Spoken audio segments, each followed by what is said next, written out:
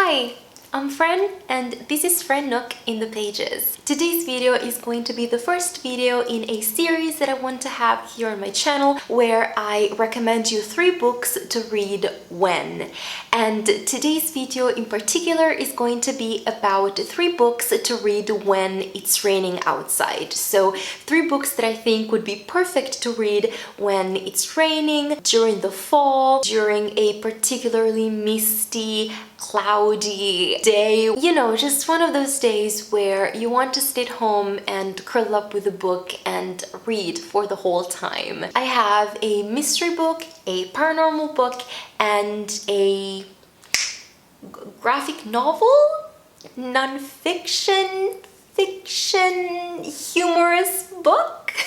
Let's just begin. First up is A Discovery of Witches by Deborah Harkness. This is the first book in a paranormal series that revolves around Diana Bishop. Diana Bishop is a witch, but she doesn't want to be a witch. She doesn't like magic because it is connected to bad things that happened in her past and bad memories. Therefore, she puts some distance between her and her witch coven and between her and magic overall. She is a scholar, she studies alchemy, and at the beginning of the book, she's arriving at Oxford as a visiting professor, I think that's how they're called, to continue her research. One evening, she is in the library and without realizing what she's doing, she summons up a book that is an ancient manuscript that contains information about the origin of the species. Those 3 species of vampires, witches, and demons that live amongst humans. And when she does that, when she calls up this book that nobody had been able to access for centuries, well, let's say that she unleashes something that will attract the creatures that she had kept at a distance till that moment. And in order to protect herself and to protect the species from each other and to avoid a war between the species, she will have to strike an alliance with a vampire, Matthew Claremont. A romance is going to blossom between the 2 of them, and so much more is gonna happen next. I have to be honest and say that I only read the first book in the series. I had started the second one, but I wasn't quite feeling it. I was having a problem getting into it because of some confusing events that were happening in the beginning, so I didn't continue. That's on me, but that has nothing to do with how wonderful the first book is. It is fast-paced, it is engaging, it is addicting, it is written beautifully. You can tell that Deborah Harkness knows what she's talking about. The way she describes Oxford, the Bodleian Library, how books were bound in leather, like she knows her stuff. It was so good.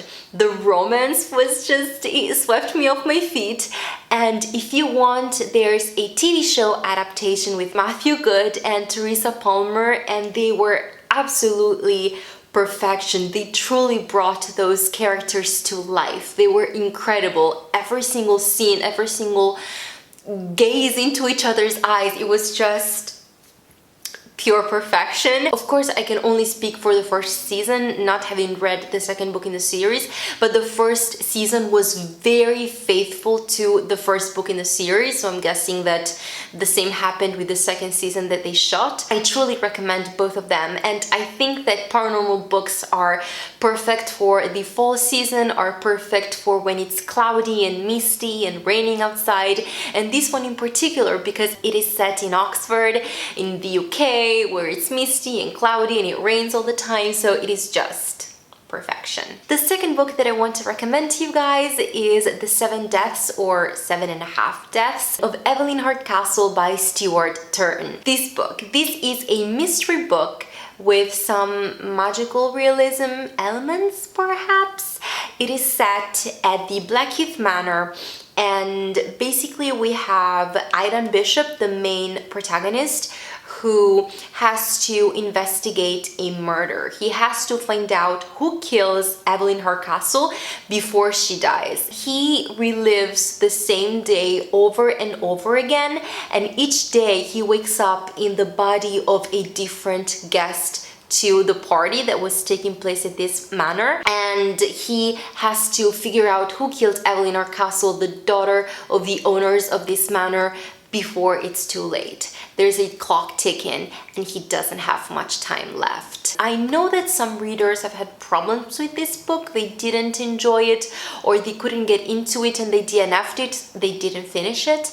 And honestly, I don't understand, because to me it was so engaging, so fascinating. The moment I really got into the story, I couldn't stop. I had to keep going. I was so invested in finding out who the murderer was, and the fact that he wakes up in the body of a different guest every day. You try to investigate alongside him and try to gather clues, and I think that the author was just incredible. He was masterful at keeping track of everything, because of course, reliving the same day every day, you have to be so careful of the timeline, because you're going to see the same events happening from different perspectives. So you have to make sure that every piece of the puzzle perfectly fits with the others, because you can't have any mistake in the timeline. And just the way that everything fits, it was so incredible. The best, like, I don't want to say time travel, because it's not time travel really, but the best book that I've read that played with time in that way, if it makes sense. And I mean, I have a very close and personal relationship with this book, because it's the book that sealed my love for audiobooks. I listened to the audiobook that was narrated by Jot Davis, and he did such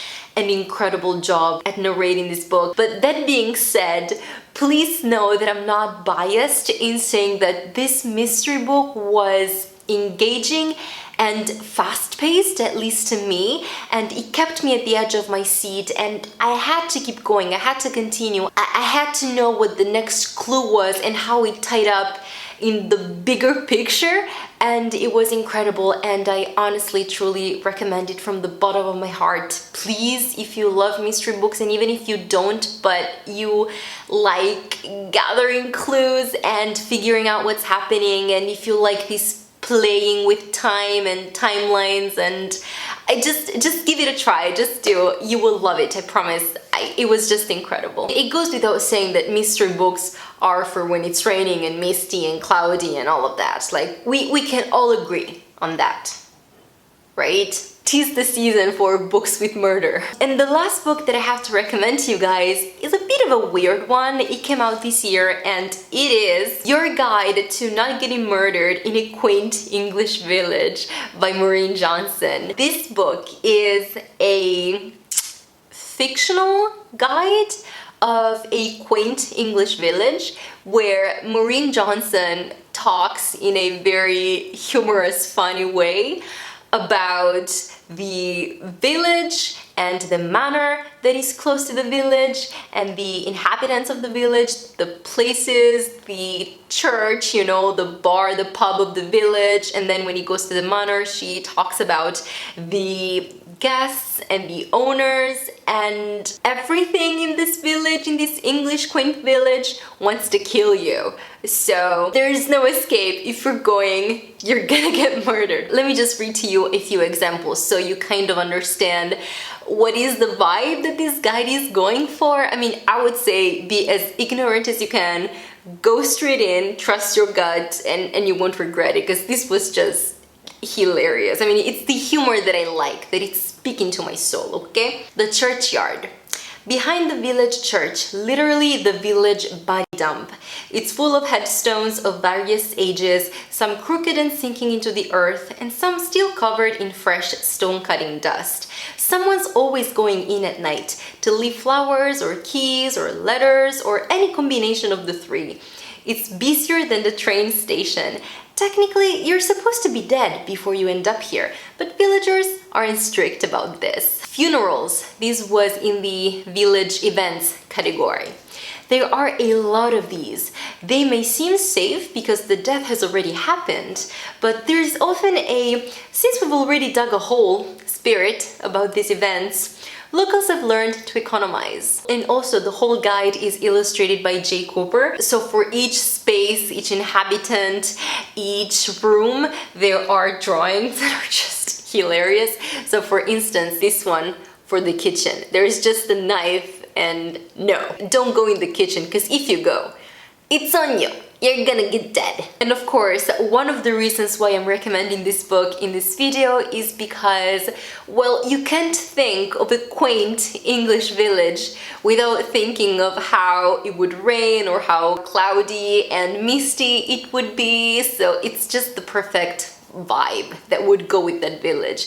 And also it's a very short guide, so if it starts raining and you want to read something, you can just sit and read the whole thing in one sitting, and probably it would still be raining outside and you would laugh, because this thing is just hilarious in a dark, funny way, and it would make you happy even if it's raining outside, and that is just the best thing ever. So this is it for this video. I hope you enjoyed watching it. Please let me know in the comments if you have read these books and if you think they would be a good fit for when it's raining outside. Also, let me know if you have any recommendations for me for a rainy day, and also if you wish to, you could leave some prompts for me in the comment, as in 3 books to read when ... Fill in the blanks of recommendations that you would want from me. I would truly appreciate that. Before I go, a quick reminder to subscribe to my channel if you haven't, and if you enjoy my content, click on the bell thingy if you want to get notified whenever I upload a new video. You can like and share this video. You can also follow me on the social media. I have a Coffee account, which is a digital tipping service. You will find all this information in the description down below. I hope you enjoyed watching, and I'll see you very soon with another video. Until then, have a good one, take care, and keep reading. Warm hugs, bye!